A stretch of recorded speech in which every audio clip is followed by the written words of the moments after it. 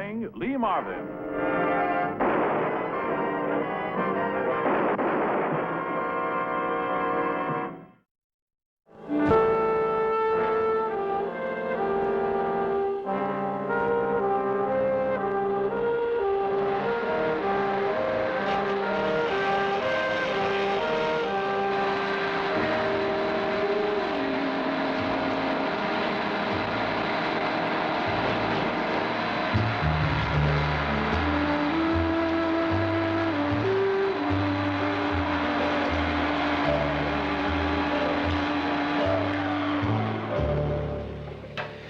You know, Wilkes, I could have swore that I told you to keep away from Pete here. He's the kind of guy who runs out on his friends. I didn't run out, I just moved on. Well, we're keeping an eye on you, pal. You see, Wilkes, around here, we kind of watch everybody. Now, if you want to get along, why, it'll help you to play ball, you know what I mean? I pick my own friends. Roy, don't argue with him. Look, why don't you run along, huh, Sharpie? Pete here used to be one of us. Now it turns out he's, Mr. Schneider's boy, huh? You know, in a shop like this, Wilkes, a kid could get hurt awful easy, you know? If you didn't listen to friendly advice.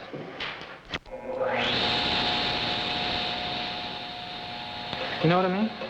Look, why don't you leave him alone? I can take care of myself, Pete. You can, huh? All right, fellas. Show him.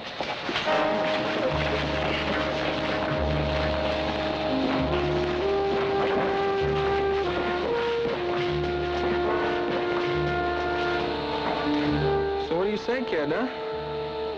Write you out a little policy? $5 a week and, you got no trouble. Drop dead!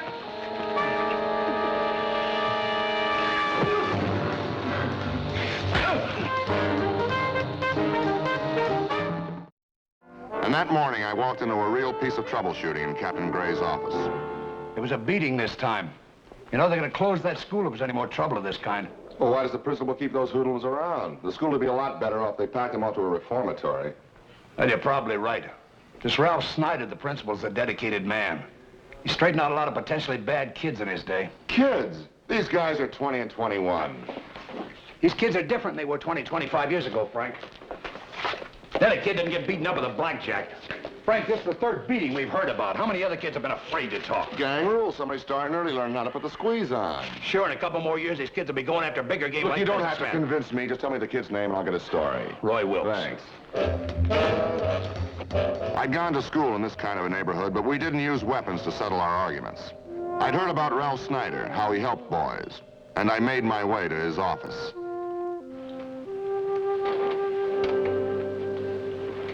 Surely, Roy, you must know who hit you. They came at me from behind. Look, nobody could work your face over with a blackjack without seeing them. But if I knew, I'd tell you.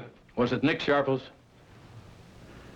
Nick's behind most of our trouble here. All the boys call him Sharpie. I haven't been able to help him too much. Well, Wilkes? Was it Sharpie? What was he trying to do, scare you? Trying to get you to pay off what? Look, officer, I don't want any trouble. I want to stay in this school. Now, will you leave me alone, please? Okay, Wilkes, but you're making a big mistake. You may go, Roy. A good boy. You've come a long way. Mr. Snyder, I realize that you believe there's good in every boy, but the time has come to clamp down on Sharpie and the boys like him. I've tried my best to change them. What bothers me is they leave school and just go on from bad to worse. They don't want to learn a trade. They're just using the school to practice their little rackets until they graduate to the big time. Maybe you're right, but I don't believe it. I try to reason with them, show them a better way of living. I even think I'm beginning to make some progress. There is no reasoning with guys like Sharpie. You've got to stop them before they hurt you. Mr. Snyder, is it possible that blackjack was made right here in the school? I never thought of that. Yes, I guess it's possible. Maybe I better find out, huh?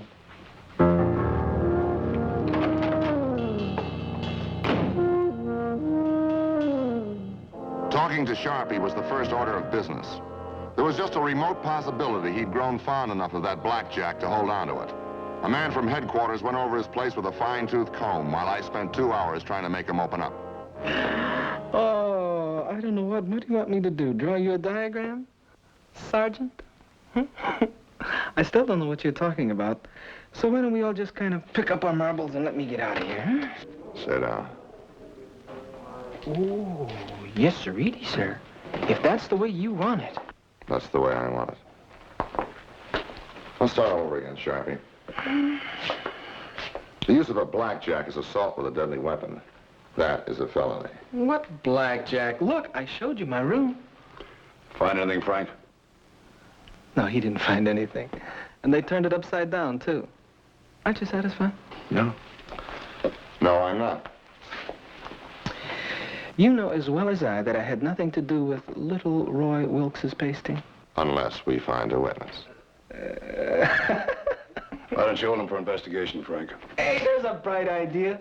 Yeah, why don't you do that? Why don't you pull me in, huh? When I pull you in, sonny boy, we're going to keep you for a long time. Hey, look, Sergi. I'm shaking like a leaf. All right, you. Out. I'm hip. Daddy. Well, those other boys in that school will be more cooperative. Yeah. Hey, Sergi. That's what you think.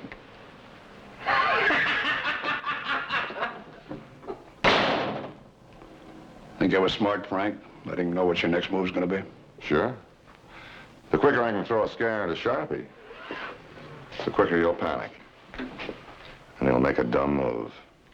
And that's all I need is one dumb move. I hope to find Pete Marashi, one of Mr. Snyder's honor students, at the gas station where he worked part-time. But when I got there, he'd already left to pick up his girl. She worked in a music shop. I decided to take a chance on catching up with him there. Would you mind turning that thing off?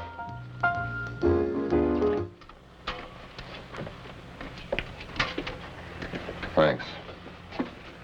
Did you see anything leading up to the beating? You know, Sharpie riding Wilkes, putting a squeeze on him. I'm not sure I know what you mean, Lieutenant. Putting a squeeze on him, extortion, bribery. You know what I'm talking about, Pete. Come on, you've been around. Sure, but I don't see what that's got to do with somebody beating up Roy Wilkes. Besides, I already told you I wasn't there when it happened. Anything but a direct answer, huh? You think that's fair to Mr. Snyder? Look, you know what I think of Mr. Snyder. He's the greatest. All right, then level with me. Did you ever see Sharpie using a blackjack? No. Look, I used to run with Sharpie, but not anymore. Mr. Snyder, he talked some sense into me. It's not squealing if that's what you're afraid of. It's giving testimony. Where would the police be if people were afraid to Who talk? said I was afraid? You don't have to explain to me, Pete. I've been scared before. I'm not scared of anybody. Hi, Pete, I'm ready. This is Irene Hansen. I'm Lieutenant Ballinger, Lieutenant Ballinger. the police department. Police, is there anything wrong? Well, Pete's not in any trouble, if that's what you mean. No, there's nothing, Irene. Come on. Oh, wait a minute. What is it, Lieutenant? Well, Pete will tell you. He doesn't seem to like the law very much. So maybe you better ask him which side he's on. Mr. Snyder's or Sharpie's. Well, Pete, here's my card in case you want to reach me. Nice to meet you. Sharpie again, huh? That's right. Can you help the police? You mean squeal to them? I don't understand you. What is this crazy loyalty you've got? Loyalty to a little hoodlum like Sharpie. It's not loyalty. I don't care what you call it. Listen, Pete, you said you'd given all that stuff up when Mr. Snyder promised to help you get a scholarship. I think he's the one that deserves your loyalty. Look, I have to live with those guys every day. I grew up with them. I know how they think. Think like him and you'll act like him. Pete, you're going to get ahead, and I want to go with you. But not if you're wrong. If there's anything you can do to help the police, do it for both of us. Pete? All right, I'll call him in the morning.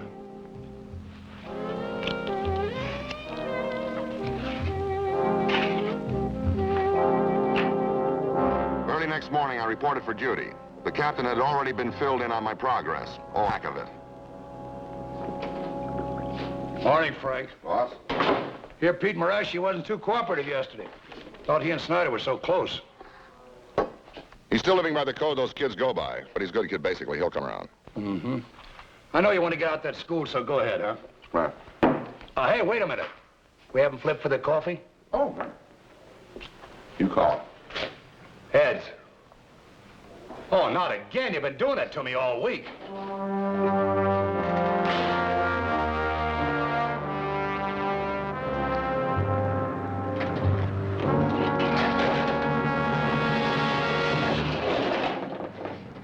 do you want?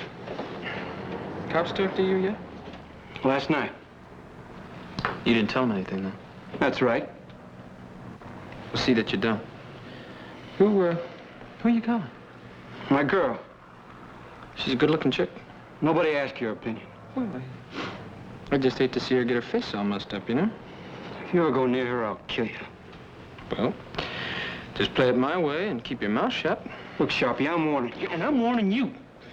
Just keep your mouth shut, huh?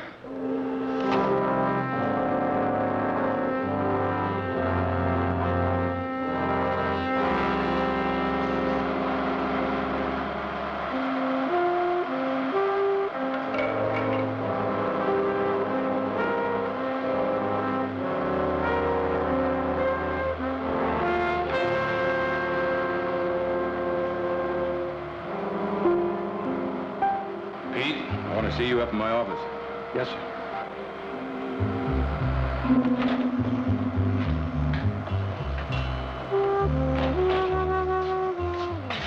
Joey, cover for me.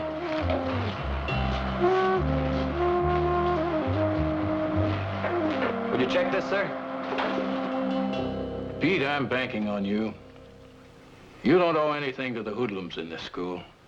Look how you've made good. You might have gone their way, but you didn't. I can't tell you how much it means to me every time a boy like you takes a step forward.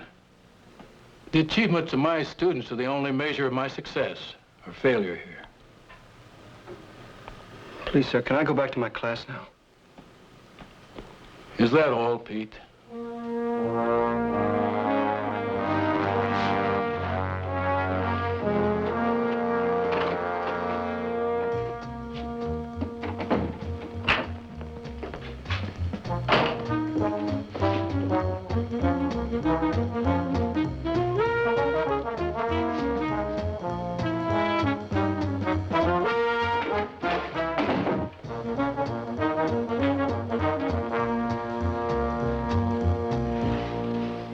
Ever see it before, Sharpie?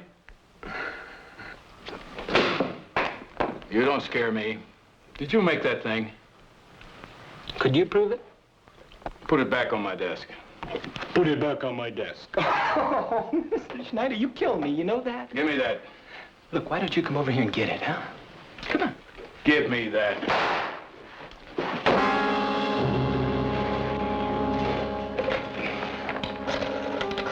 Oh, no. Look, we were going to leave the police out of this, don't you remember? You must be mad acting this way.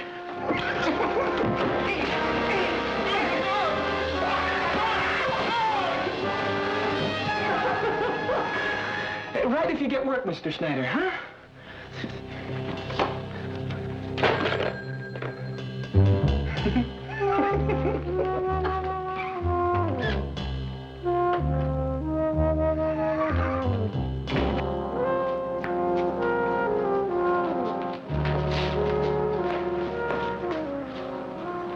All right, somebody get an ambulance and be quick about it. Anybody see him fall? We questioned everyone at the school. 10 days later, we had investigated every angle of the case. But despite all our efforts, the coroner officially recorded Mr. Snyder's death as suicide. Now they're criticizing Snyder's methods. They say he saw good in cases even when there wasn't any. Yeah, listen to what this guy says. The principal committed suicide because he was unable to maintain proper discipline. We're gonna have to close the books on this one, Frank. Stay with it. They've checked and rechecked every angle. The chief's satisfied. But I'm not.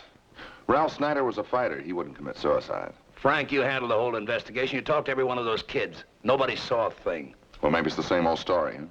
They're afraid? Yeah. Or maybe Snyder had some other reason for throwing in the towel. What? You mean illness? The autopsy proved that he was as sound as a dollar. Frank, I know how you feel. But a police officer can't let his personal feelings... My feelings have nothing to do with this. It's a murder case, and I want to find out about it. Captain Gray.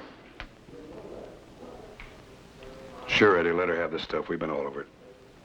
Okay. Mrs. Snyder wants to go through her husband's stuff at the school. Take home some personal things. Sure. Maybe she can use some help, huh? All right, Frank, go ahead.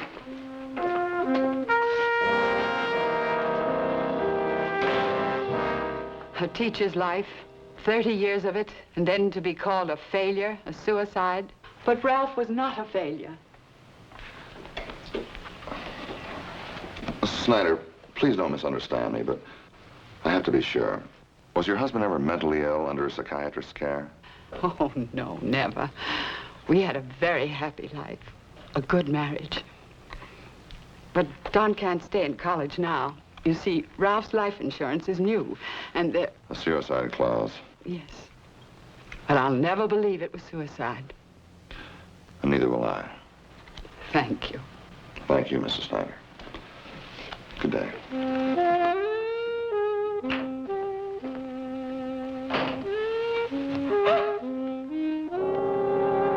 After my Mrs. Snyder, I'd figured the real answer was hidden somewhere among the boys at the school. And my only chance of finding it was to play one group against the other. Look, is that all the cops got to do, waste time worrying about somebody beating up Wilkes? The case is bigger than that now, Pete. If Mr. Snyder's dead, why can't you leave him alone? Supposing I were to tell you that I thought he was murdered. Murdered? Yeah. The end result of everything that's happened in that school. The use of a blackjack on Wilkes. That's assault with a deadly weapon, a felony. Now, supposing Snyder found out something, some evidence, he was going to come to us. Mr. Snyder wasn't murdered. You know that, huh? If you told me the truth in the first place about the Wilkes case, we'd have Sharpie in custody right now. Mr. Snyder might still be alive. No, don't say that. Sharpie will stop at nothing to protect himself.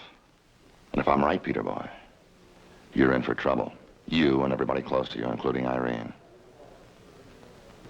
Pete, I need your help. You're not a hood like Sharpie. Mr. Snyder showed you a better way. You owe him that much. Look, I want to help you, but there's nothing I can do now. Okay, Pete, you just take your time, huh? But, buddy boy, don't make it too long. You can't see you anymore, Pete. You were wrong. Wrong from the start not to go to the police. Irene, I told you 100 times I had a good reason for not calling Lieutenant Ballinger. Well, I'm still waiting to hear it. Look, here's a bus ticket. I want you to leave town. Go to Milwaukee for a few days, huh? Milwaukee? Well, what for? What's happening? I'll explain it to you when you come back. All I want you to do now is trust me. Not unless you tell me what you're gonna do. Sharpie again, isn't it? He's still rolling your line. No, he isn't. I'm through worrying about him. I just don't want anybody else to get hurt, that's all. Look, I promise you by the time you come back, that part of my life will be over for good. Please, tell me you'll go. All right, Pete, if that's what you want, I'll go right after work. You better go, Pete. You're gonna be late for your night class.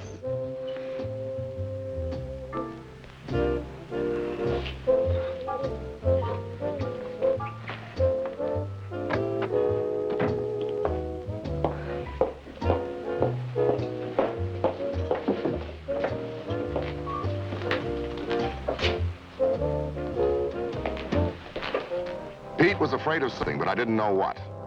Maybe he'd been threatened. He knew the danger in Sharpie. I worked until after dark trying to find Sharpie, but no luck. I wanted a tail put on him in case he was afraid of Pete, or something Pete knew.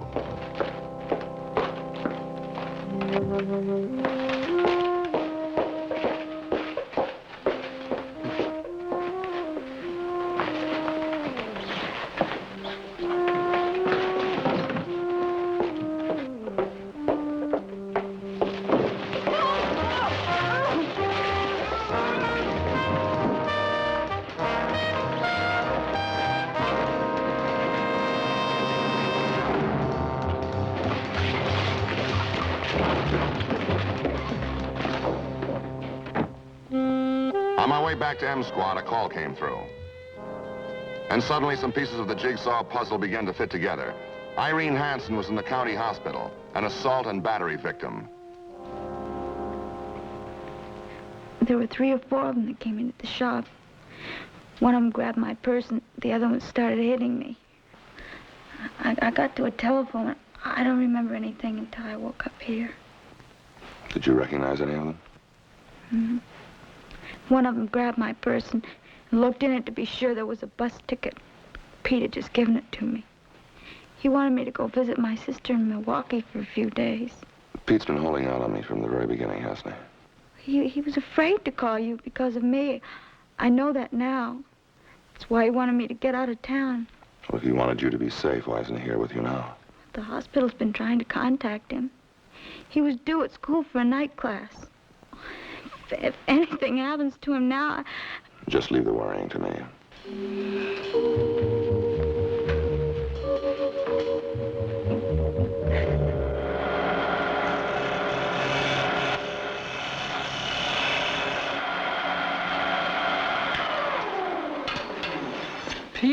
Petey.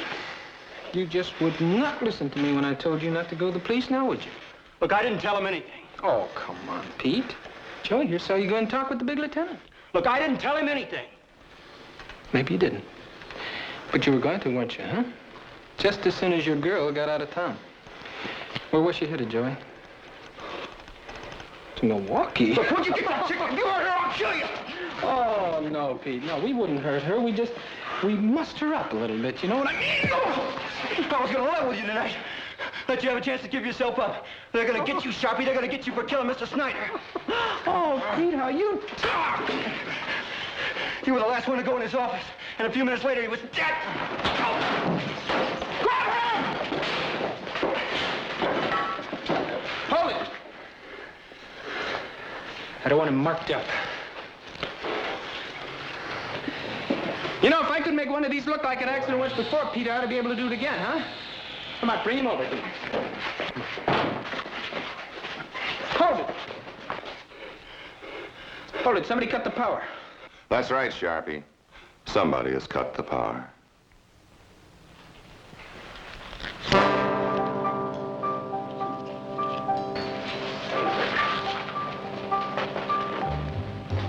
All right, copper. Come on in and get me. I'm gonna get you, Sharpie. Come on, you big fat mouth, Lieutenant. Why don't you come in here and get me? How nice. Oh.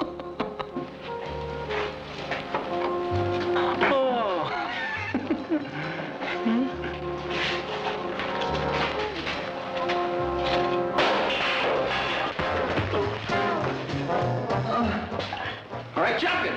Don't just stand there. I said jump in. All right. All right.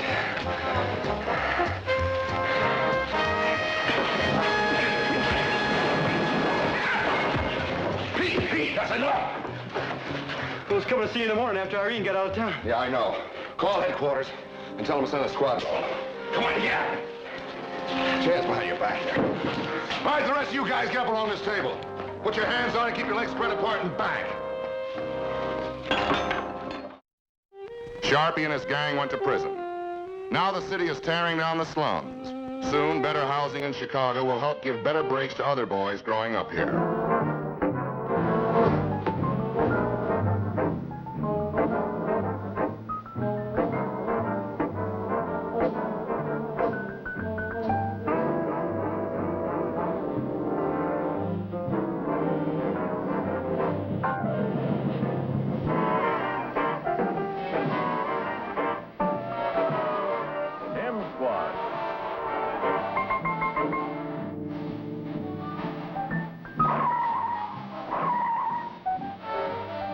Starring Lee Marvin.